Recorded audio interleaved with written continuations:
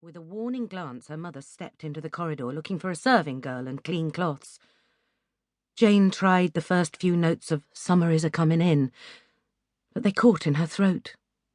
She gazed at Soleil, helpless. "I can't even do that right."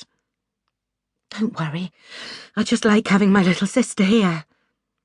Soleil stretched out her hand and Jane grabbed it. She looked down at their clasped fingers. Soleil's were slender and white, tapering and delicate. Like the rest of her, they were everything a woman should be. Beautiful, graceful, deft, accommodating. Everything that Jane was not.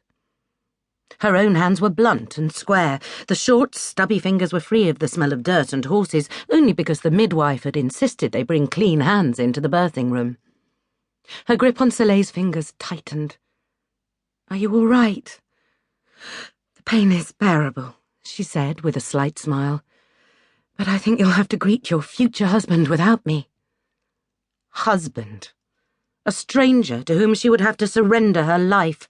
She had forgotten he was to arrive within the month. She had tried to forget. "I don't want to marry." A husband would expect her to be like Soleil or her mother, to know all those things that were more foreign to her than Latin. Soleil squeezed her hand in sympathy. "I know, but you're 17. It's time, past time." Jane felt a pout hover on her mouth. Soleil reached over to pinch Jane's lower lip. "Look at you.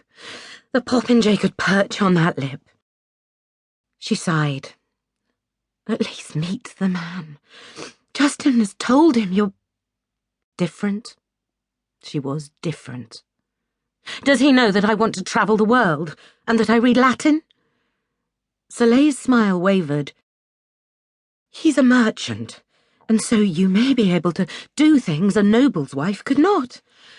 Besides, those things may not be so important to you soon." "You said that before." As if marriage would turn her into a strange, unrecognisable creature. "If you don't like him, we won't force you. I promise. Justin and I just want you to be as happy as we are." Jane pressed Soleil's hand against her cheek. "I know.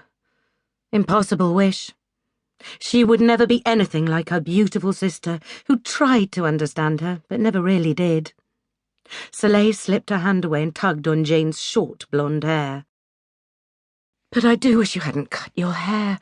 Men admire long, fair curls, and you—" Her face stiffened, eyes wide, she looked down. "Something's coming. It's all wet down there." Jane sat motionless for a moment. Then she ran to the door and flung the dark curtain aside. "Mother!" Her mother, the yawning midwife, and a servant carrying linen had just reached the top of the stairs.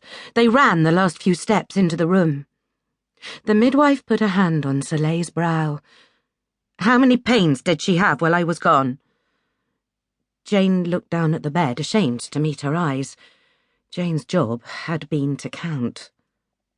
"I don't know." The midwife threw back the covers. The bed was soaked with more water than the cup could hold.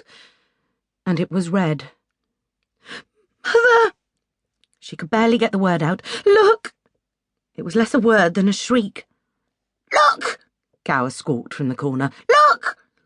He flapped his wings, reaching the limit of the leg chain as he tried to fly. "I can see, Jane." Her eyes held a warning.